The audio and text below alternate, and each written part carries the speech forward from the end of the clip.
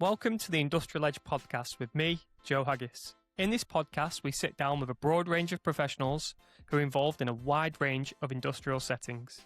From maintenance and reliability professionals, facility managers, engineers, through to operations and production leaders, consultants, and business owners who support all things that keep the modern world we live in safe, productive, and efficient. We discuss the unique stories our guests have been on personally, while getting into some of the deeper details, challenges, and opportunities that face them in their particular industries and areas of specialisation. I hope you enjoy the conversation.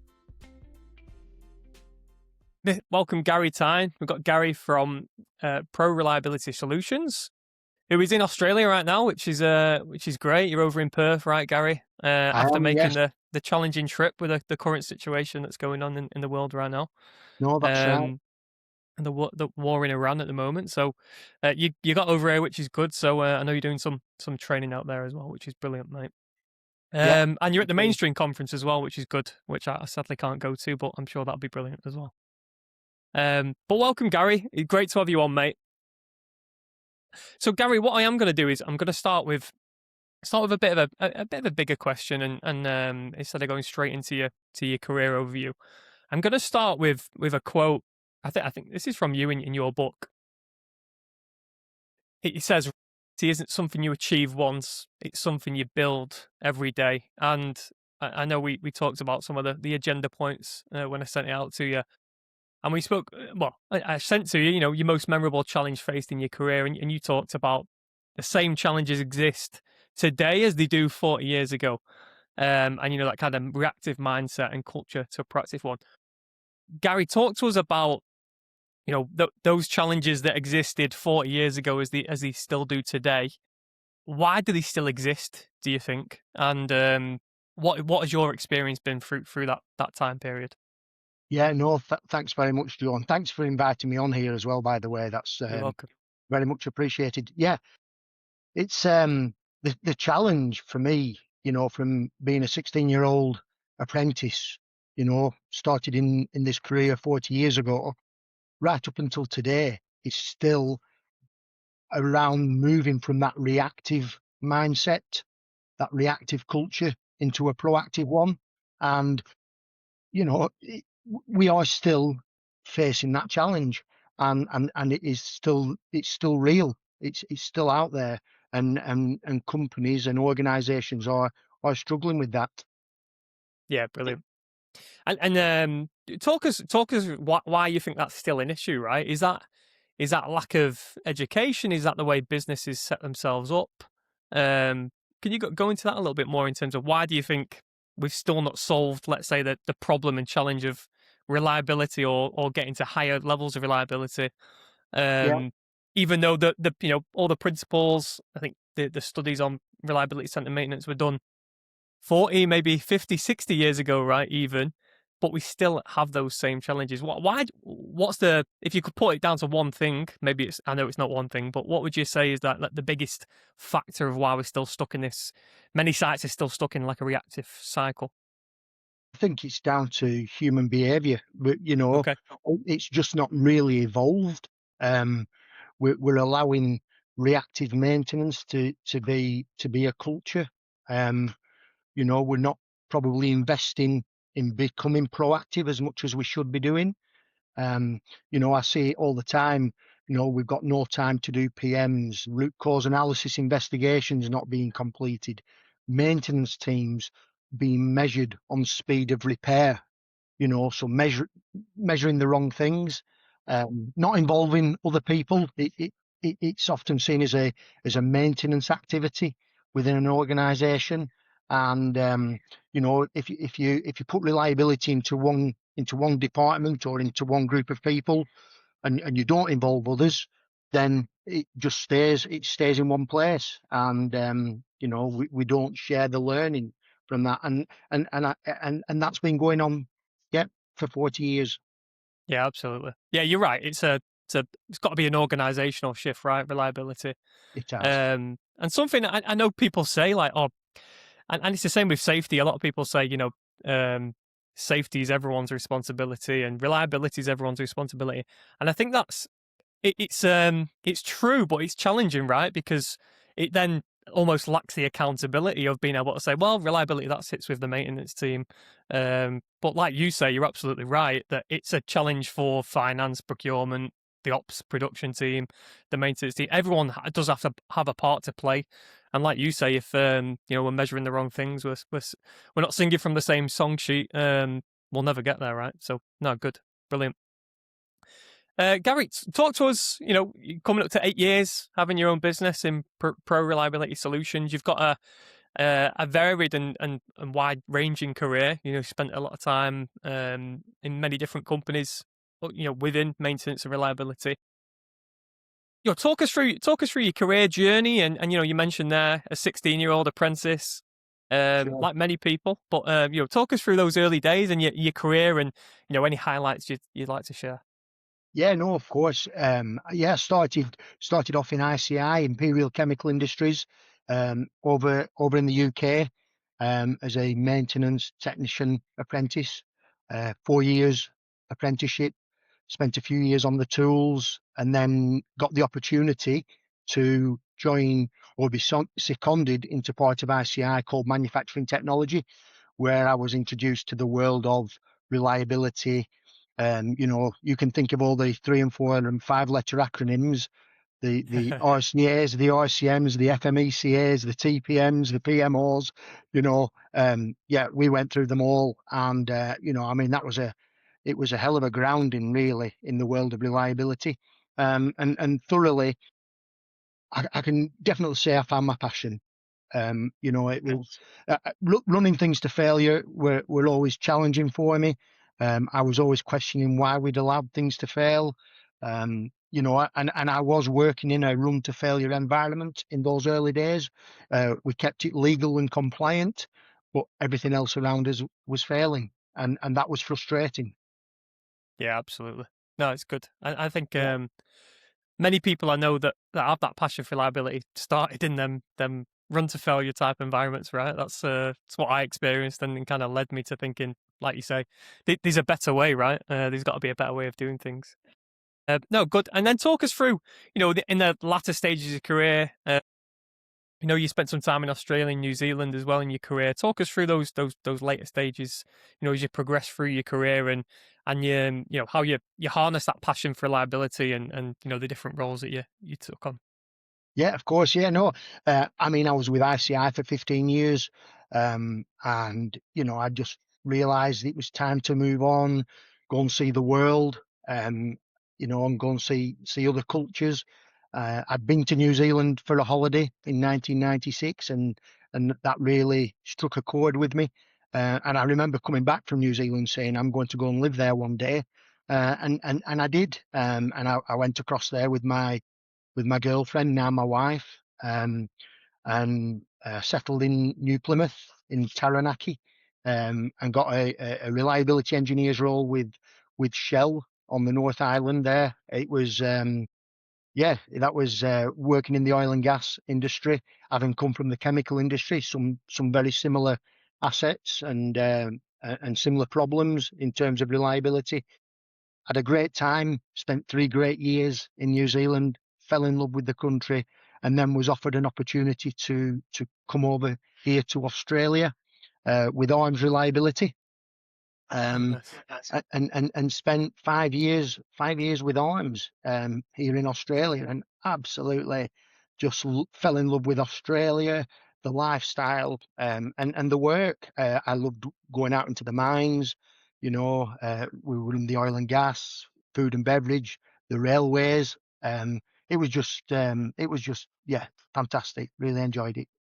Yeah, brilliant. And yeah, varied, right? But especially with arms reliability, I know that's more of a more consulting that they do, more partnering with businesses, right? As I understand it. But where were you based in Australia? Well, initially we started off at their headquarters, which was in a gorgeous little town down in Victoria called Ocean Grove, Nice. near the Great Ocean Road. But then an opportunity came up to go to Townsville, in far north Queensland. It was a 6 month secondment with a nickel refinery, and that 6 month secondment kept being extended, and new reliability projects kept coming to the table. So we just kept extending our stay there in Townsville, and in the end, we were in Townsville for 2 years. And actually, that's where my son was born, whilst we were living there as well. So he's a Queenslander, and we had a wonderful 2 years in Townsville. Thoroughly enjoyed it, but yeah, it was a hot and sticky environment, Yeah, it is up um, there. Yeah, and something that we're not really used to. And my wife, coming from Ireland, definitely wasn't used to it. But we moved back. We moved down to Victoria after leaving Townsville, and moved back down to near Geelong, in Victoria, yeah, and yeah, stayed there until we made the move to go back and live in the UK. yeah. Brilliant, brilliant. Yeah, Yeah, good experience of New Zealand. You know, Victoria, different climate, different culture. yeah. And then yeah, completely different again up in Townsville where you were. Absolutely, crocodiles and warm weather Well, and humidity. Yeah, absolutely. everything. I'm Yeah, sure.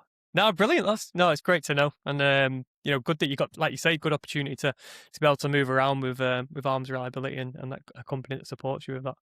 No, it brilliant, was. Gary. Talk to us about your book. I must fess up. I've not read it yet.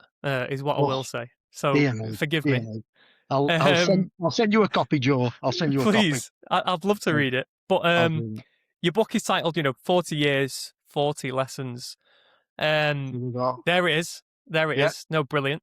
And what again? I'm probably I should have read it. That's terrible that's preparation of me. fine. So you can again uh, help me here. You I know will. what are the is it those 40 lessons of how you sum the book up? You know, talk to us a little bit about your book, the motivations for it, and why you did it. But you know, talk to us about some of the key things I'd be able to see in there maybe. Of course. Yeah. No. Well, I was actually in Australia and New Zealand in January 2025, and we'd come over on a family trip and business as well. And on the flight going home, I had time to think, as you do on those long haul flights, and I realised it was 40 years in 2025 that I'd actually been in this industry, in maintenance and reliability and asset management.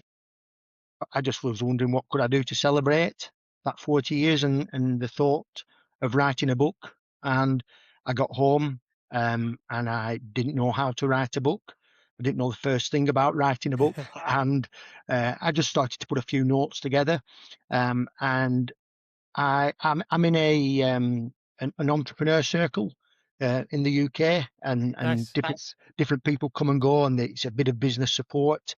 Um, and I went to one particular meeting, and at the table we were all introducing ourselves, and this lady sat at the table. She said her name, and Usha DeMello, and she said, I bring people's stories to life. And I said, what do you mean? And she said, oh, I help people bring their stories into a book and publish the books.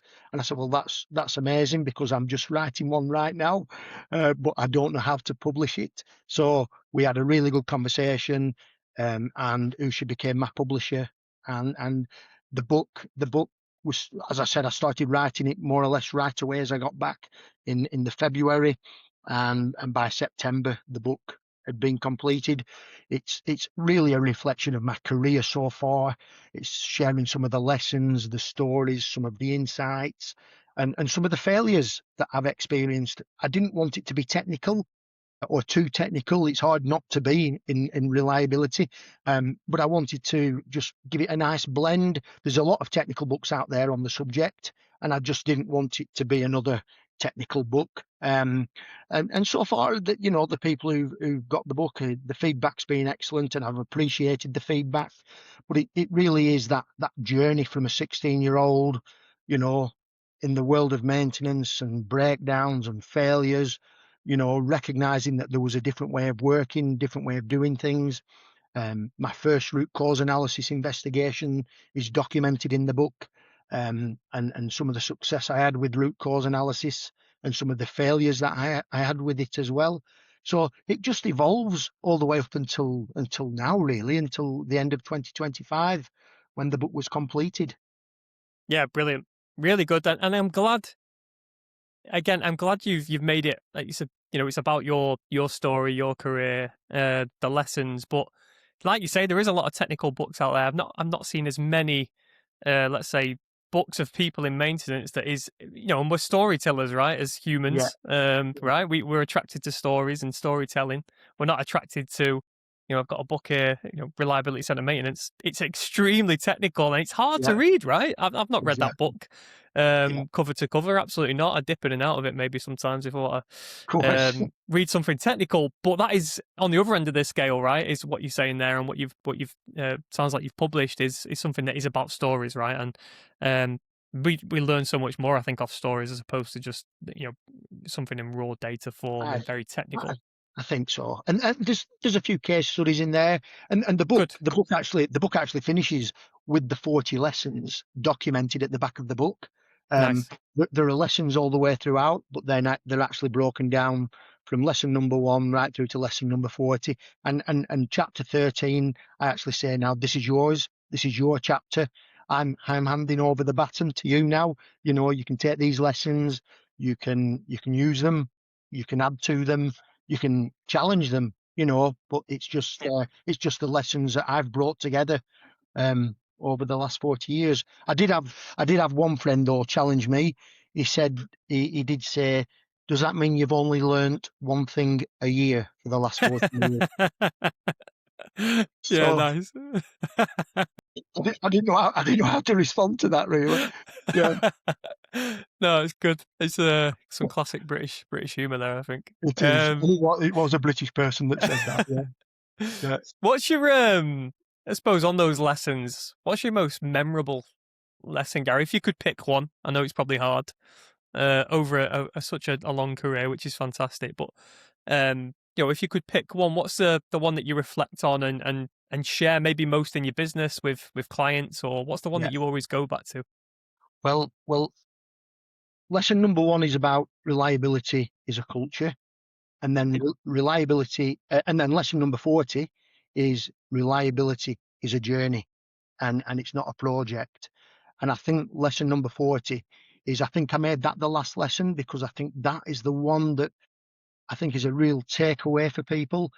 I go into a lot of organizations and they have a reliability project plan with a start date and an end date, and it's not like that. We are all in the middle of a reliability journey, and some organisations know where they are because they've done some benchmarking.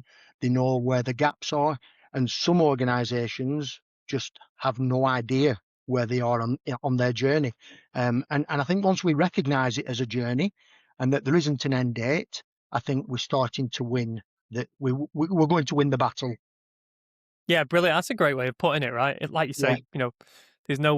It's the same in business, right? There's no end until someone, so you go out of business or run out of money. Should we say? There's no finite. It's an infinite game, right? I think that's Simon right. Sinek talks about that as it being, we try and play business as it's each quarter, and we try and win the quarter. But the reality is, it's who stays in business the longest is ultimately the winner. It's the same with reliability. Like you say, it's a journey. It's got no end date. It's not a start and an end date. It's not a project that you do for 12 weeks No, or 12 months. So yeah, brilliant. That's a really good way of putting it. And I like the way you've bookended it, started with reliability as a journey and then, reliability is sorry, the end piece there that you said. yeah, reliability is a journey. A Lesson journey number at the end, 40. right? And it's a culture at the start, sorry, you said. Culture at the start, journey at the finish, Yeah, and I then like the and way then you've bookended it. then there's 38 lessons in between. No, brilliant. No, it's good. No, really good insights. Brilliant, Gary. And again, you've produced a book pretty quickly there. From what I don't again, I don't have a first clue of where I'd start with writing a Yeah, book, but from like you say, January to having it published in September, that's pretty impressive. So well done and well done thank on you. getting it published. Right, I'm sure there's a lot of books out there sat on people's desktops that aren't Yeah, finished. So well done on getting it done and getting it over the thank line. you. Yeah, everybody, Brilliant. everybody's got a story. Everybody's got a story. Absolutely, Yeah, absolutely right. yeah, Absolutely right. and hopefully it might encourage others in the same field as what we're in at the Yeah, moment to absolutely. do the same, because I think there's a lot of learning out there that we can all help and support each other with. Absolutely, and that was one of the reasons I felt like I started this podcast was to there's a lot of people with some fantastic experience that don't share the journey, don't share the stories. So yeah, that's one of the reasons I did this. But like you say, I think yeah, you're making me think about a book. It's probably a bit early in my career to write a book, but you've got me you've got me thinking about that, which is brilliant. It's Excellent. good. No, good.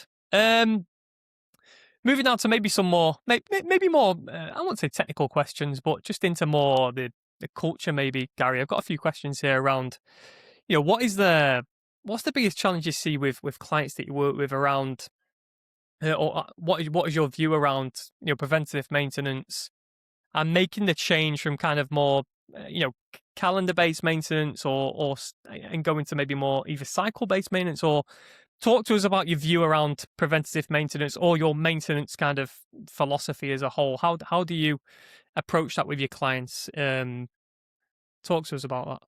I will. No, that's a good question. What I would say, Joe, for me is it really is about understanding the asset and the failure modes and the failure mechanisms before we even design the strategy, before we decide if we're going to apply run to fail or preventive or predictive. We've got to understand the asset, and we need to understand, first of all, if it's critical. Is it a critical asset? And do we need to go to a lower level of detail? If we've got a critical asset, then I need to know the failure modes. And then once I know the failure modes, what we do as a business is we encourage our customers to think about it in terms of the bathtub curve, the Weibull analysis, because a lot of maintenance strategies that we see are not aligned to how the equipment is failing. There's a misalignment between the task and the failure mode. Some failure modes will fail early life, infant mortality. Some failures will be random in nature, and some failures will be wear out. And what we need to do is not we need to understand the failure mode. We need to understand when is it going to fail. Equally, we need to know how it's going to fail. Once we know how it's going to fail, we can then apply the right maintenance task. And that's where I see a big gap in industry, where we haven't done that level of due diligence when it comes to building strategies. We often take what's in the OEM manual, which is always, may not be the best quality recommendations from the OEM because they don't know the failure modes themselves. But that's the approach we take. Let's understand how the equipment fails, what are the failure modes, and what are the maintenance tasks that we need to implement. And the maintenance tasks are either going to predict the failure mode or they're going to prevent it. And if the consequence of failure is low, then you might decide that that failure mode is going to be a run to fail activity as a breakdown. Yeah, good. No, it's good. And And like you say, I think the key is the asset. Like you mentioned with OEMs, they don't have the operating context, right? They don't well, know what the context is, how important is downtime to the business. that's But right. again, getting into the technical pieces, you know, specifically the details of how the asset's going to fail, right? And how do you treat those symptoms, should we say, or treat Yeah, those issues? So you're absolutely spot on. I think yeah, OEM manuals I've always kind of shied, maybe use them as if you've got nothing else, but I think there'd be a last resort for many companies again because that OEM doesn't say, well, this is a criticality one piece of equipment because yeah. you don't know in the site that you're at, right? So the context matters as well. Brilliant. That's right. That's right. I do recall one OEM manual, and it was actually from my time when I was working in Australia, and it was a German OEM manual. I won't name the company, and it said inside the manual it was on a furnace tendering machine with an engine, and I always remember opening up the manual, and it said the maintenance task was change oil, and the frequency was when it's dirty. They were the words. Well, the maintenance task was change oil, and the frequency said when it's dirty. And it just and I remember looking at that going, wow, we've a long way to go here. Yeah, a long way to go. You're So dirty or my yeah. What that's right. who's saying it's dirty or not, right? Yeah, exactly. Exactly. Oh, brilliant. Yeah, you're right. It's not a very advanced way of performing maintenance, right, and lubrication. No, no, that's No, right. good, Gary. Um, Gary, talk to us now. Well, I got a question here. How to embed? Do you use the sort of principles of reliability centered maintenance? And you've talked about failure modes, effects analysis. That's Yeah, part of RCM, right? yeah, What do you see the biggest challenges when it comes to like reliability centered maintenance? Sorry to say that is an acronym, right? And you mentioned TPM, RCM, FMEA, all these acronyms, right? You end up sort of, I remember when I started looking at them myself, and you kind of head starts spinning. So is this better than this, or what does this look like? But my question is, Gary, before I start waffling, is what do you see the biggest challenges um, when the businesses come to you and say, hey, we want to apply some reliability centered maintenance, or what are your and I think to be fair, you've probably already explained it with a question asked before. Um, what I'm getting to is how do you support a business to get to that? Do you use the principles of RCM, or do you use like a blend of different approaches? And again, based on that context, maybe I'm answering the question, but I'll let you think about that one. yeah. No, great question. I mean, first of all, I still think there's some misunderstanding out there in industry. Um, we get often we may get a phone call or an email inquiry, and we'll be asked if we can go and help them with RCM.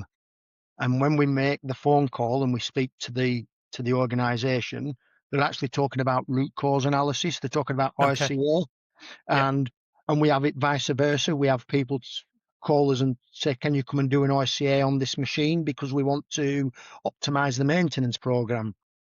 So I think still there is a little bit of misunderstanding between ICM and ICA. So that's one aspect.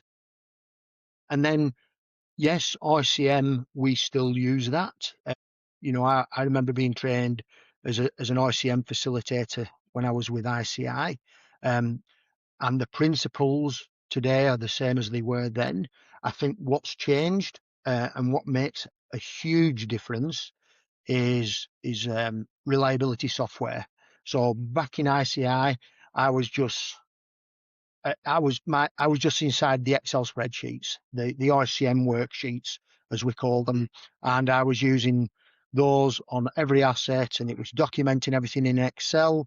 Um, we'd bring the team around the table. ICM did start to get a bad name. People started to refer to it as the resource consuming monster.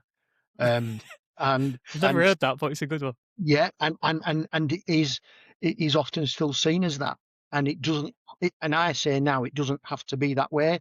Um, with reliability modeling software, I started when I started at Shell in New Zealand in 2001.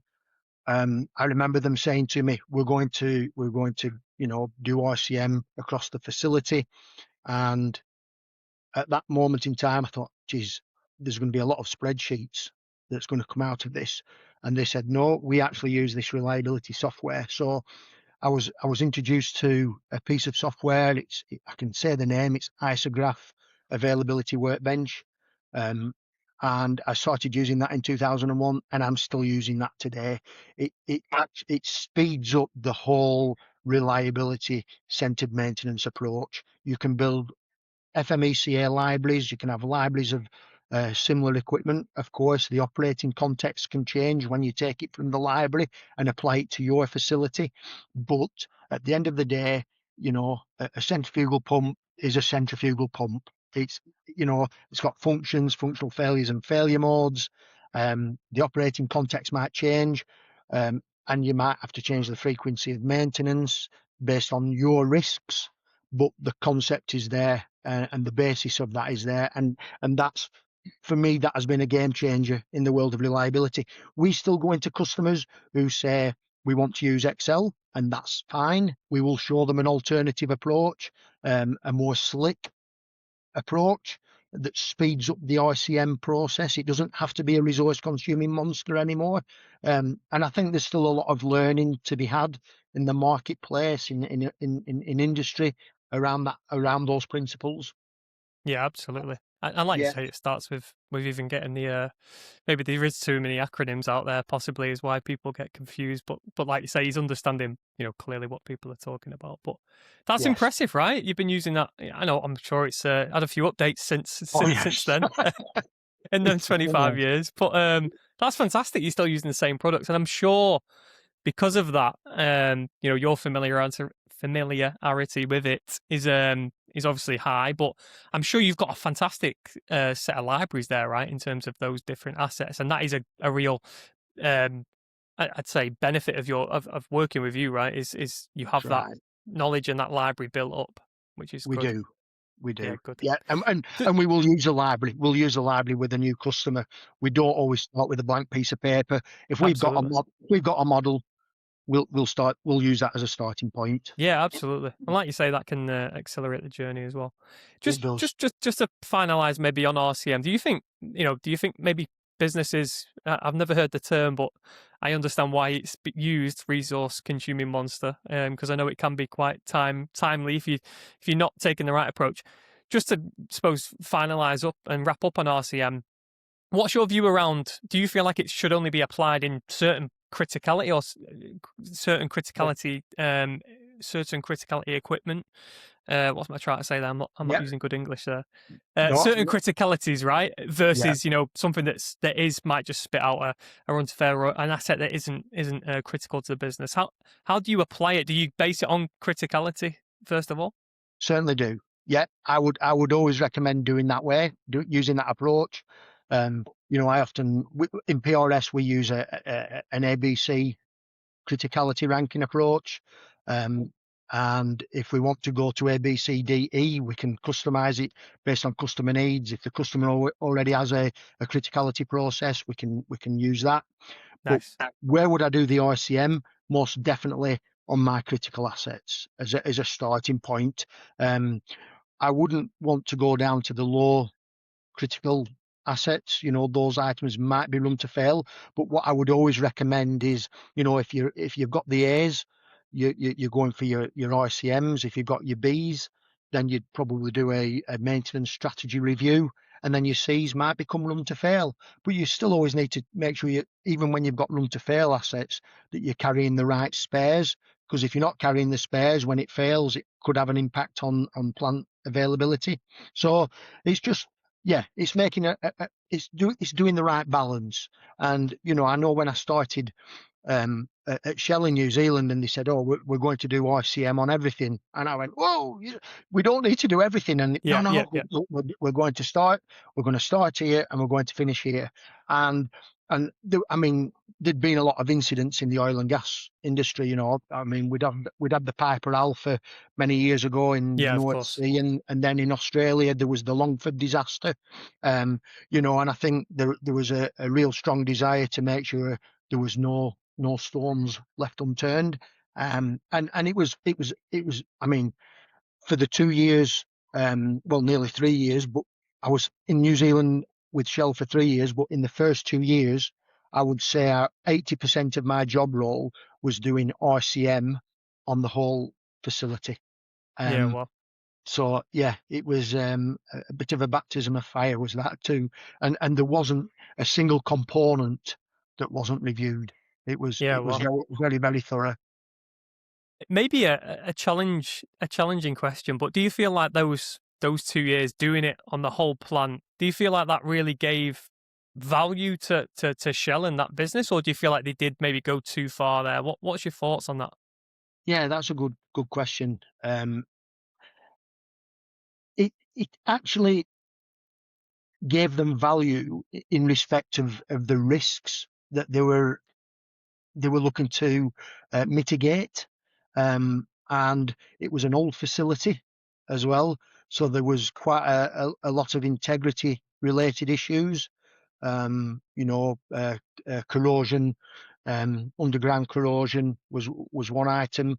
So there was a technical integrity program that they had to deal with. We were using ICM to look at rotating equipment as well as static equipment. But yeah, there was no doubt they got the value out of the exercise. You know, there was other things that came out of that that I would say was a spin-off. As you start to do your reliability study on an area of plant, you've got your drawings, you've got your P&IDs, you're walking the line, you're marking the drawings, you're making sure you're covering all the RCM activities for these assets. And on a few occasions, we actually came across drawings that weren't up to date. There were assets missing off the drawings. So there were things that were not probably a direct RCM related activity, but in the process of building that RCM study, we found other value added activities where we were able to make a difference. Yeah, brilliant. No, Yeah. really good reflections, and yeah, especially, I'm sure, like you say, you mentioned it. You become a real. It's a baptism of fire, but you Yep, become a real expert, right? In that process when you do it so much. So yeah, it's brilliant. Good. that's right. No, good.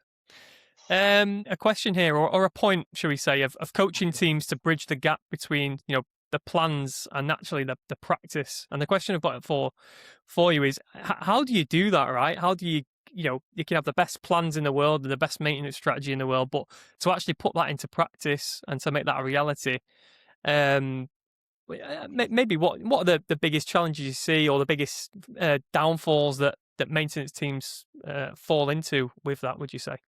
I would, yeah, again, another good question, Joe. Um, I think there is a general lack of understanding around the topic of reliability. And, reliability does have a definition, the official definition. But what we try to do is we've created what we call the reliability viaduct, and it's a visual representation of reliability.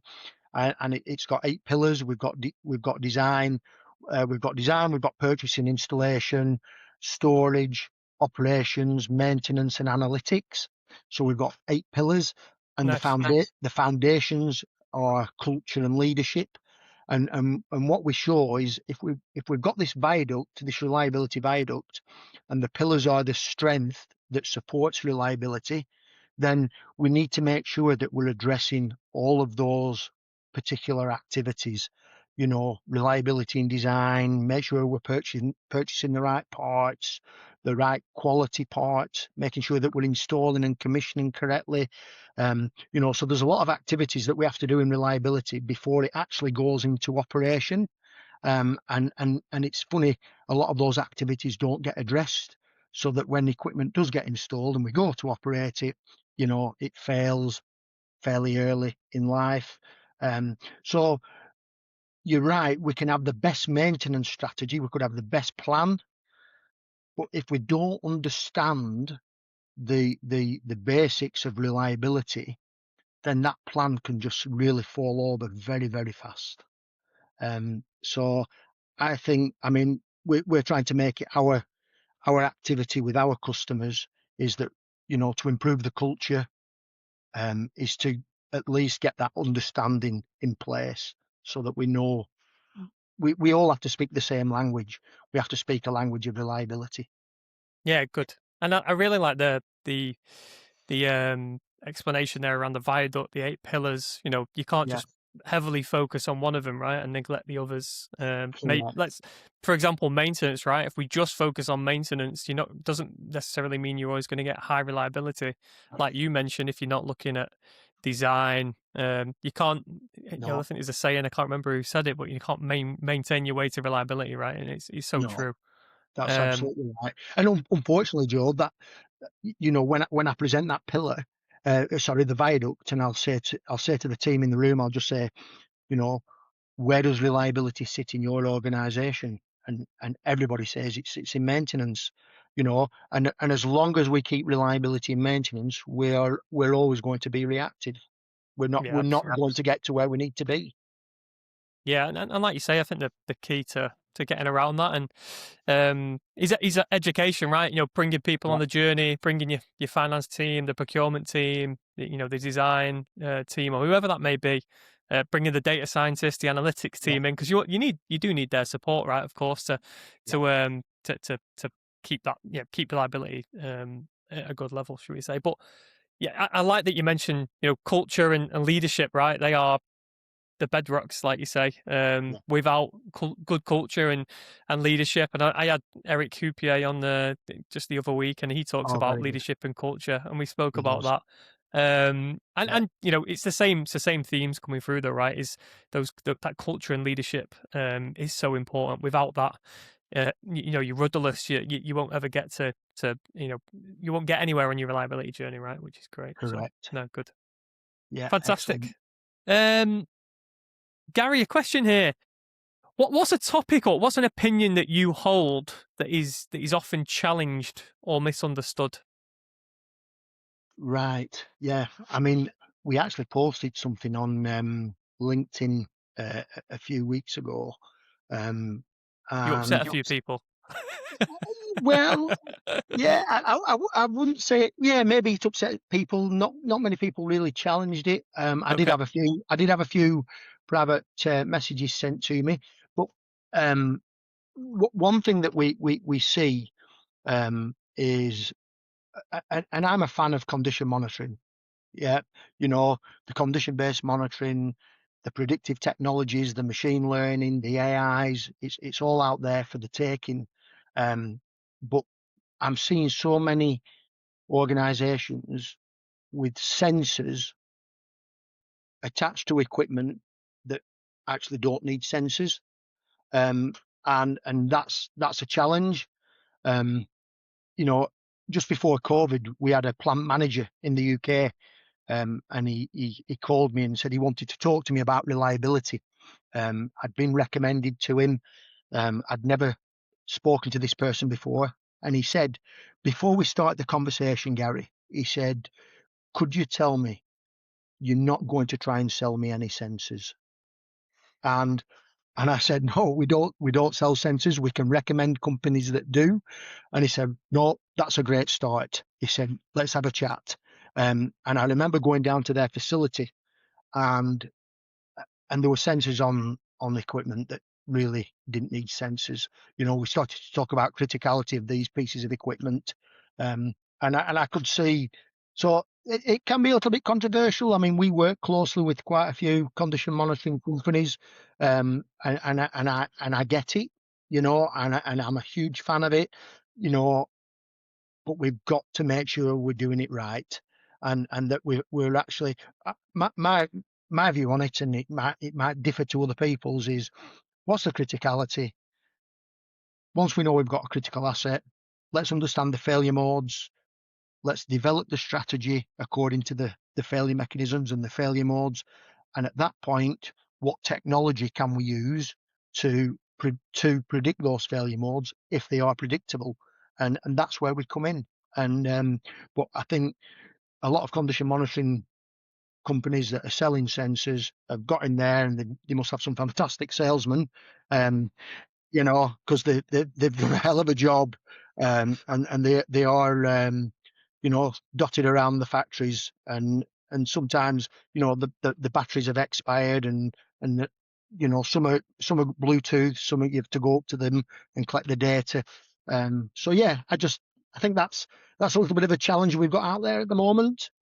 Yeah, it's a good reflection, and I think it's a fair call out, right? I think like you say, you might be putting sensors on equipment that, like you said, you might not even be able to predict the failure mode, right? So again, that Yeah, comes back to, like you say, uh, criticality, understanding your criticality. You don't need sensors on everything. You certainly don't. Like you yeah, say, I'm a fan of it as well. I'm absolutely a fan yeah, of that technology, but it's got to be appropriate, right? And it's got to be value adding. It's got to actually help you make a decision at the end of the day. If it doesn't help that's you make a right. decision and doesn't help, because you might see, oh, this asset is failing. We know you might be able to predict that, the potential failure to failure curve, should we say? Yeah, yeah, yeah, And that's helpful. But if it doesn't help you make a decision, you might as well not be there as far as I'm concerned. So it's a Well, good. I think it's a fair call out that, and I yeah, understand these companies. They have to sell products at the end of the day, but I think coming back to your point that we spoke about throughout is, maybe the education piece maybe lacking even yeah, within those companies as well, right? And yeah, um, more isn't always better. Less is more sometimes, especially with yeah. throwing sensors everywhere. So no, I think it's a good Yes. call. Really I good call call that. it, I call it, I often refer to it as inspect to fail rather than run to fail. People are putting sensors on equipment and yet they're still failing. And we're not capturing the failures. So we're inspecting equipment to fail anyway. And why bother if that's the case? Um, and Absolutely. and technology on its own does not solve reliability problems. There's other elements that are needed. Yeah, absolutely. And I think the key one being education, right? Knowledge. And like Yes. you say, it's just, if you look at data collection and sensors, they're just one of those pillars that you've mentioned, right? Again, they Yeah. can be an important pillar, they could be very helpful, but Yeah. they are just one element, right? They're not the absolute key to you put sensors everywhere. It doesn't mean you've got a reliable plan. It might not even mean, like you say, you can predict the failure if the failure mode isn't easily predictable. That's Not it. to mention many failures are random, right, as well. So Yeah, yeah, that's a yeah. challenge, of course. That's No, right. good, good. No, it's a good reflection. Good Thank you. reflection. Yeah. Um, what do you see? You reflecting on those 40 years, Gary. Like I say, a fantastic achievement again.